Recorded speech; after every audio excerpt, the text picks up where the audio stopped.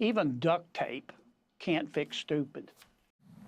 And now Jason is days away from achieving another ambition. Hey, Hey, nice so good to see you.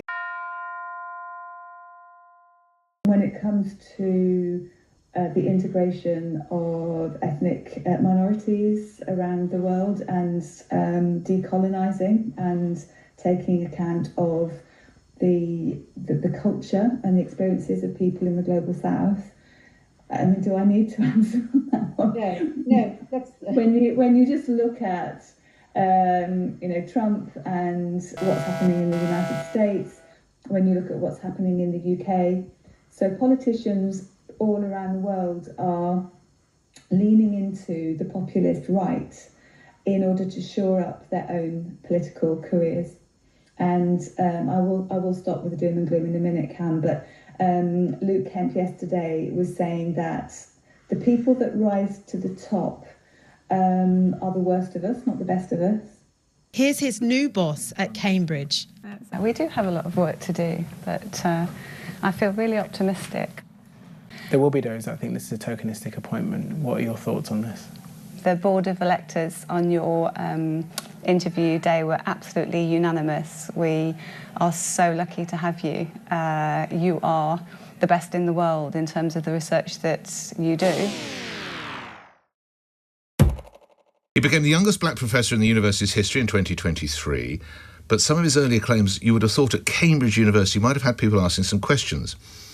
He claimed he only learnt how to read and write at 18, making his award of GCSEs 2 years prior to that quite an accomplishment.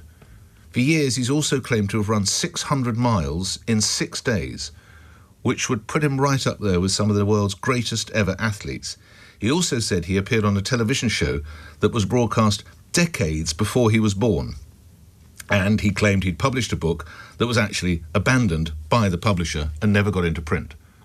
So these are extraordinary stories for someone who got a pretty plum job at Cambridge. What's your takeaway here? Because mine is very, very personal. I can't separate the personal from the public. I feel like a mug, actually, is the short answer. I don't feel guilt. I don't feel, you should have done differently or you should have done better, because, I mean, who would? Who would meet a Cambridge professor and immediately start thinking, God, I wonder whether you actually deserve to be a Cambridge... I certainly wouldn't do that. If I was a racist and I met a black Cambridge professor, then I probably would find myself thinking, yeah, really, a black guy, professor? I don't think, but I'm not a racist, so it didn't cross my mind. But it's more the personal contact that I've had with him subsequently that makes me feel like a mug. The fact that he thought I was someone that he might be able to persuade to stick up for him when he knew that he'd done wrong. The fact that the journalist who got involved in this, and let's give credit to him, he's with the Times Higher Education publication, his name is Jack Grove, endured a 4-month investigation by the Met accused of harassment after he emailed a series of questions to Professor Arday. Mr Grove only found out about the investigation when the Met contacted him to say they would not be taking any further action. Officers also asked him to stop contacting the professor because his mental health had been affected by the questions. It would appear, and again it needs to unravel, but it would appear, let's be polite, this professor has many questions to answer. But back to the investigation.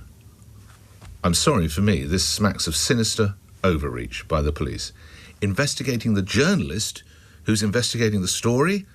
Normally reserved for countries, I would suggest, such as Russia or North Korea. Jason Arday, Cambridge Professor of Sociology and Education. Back on July the 30th, you signed an open letter in support of him, saying that there was an orchestrated and grim effort to delegitimise a young working-class academic for the sin of being successful while black.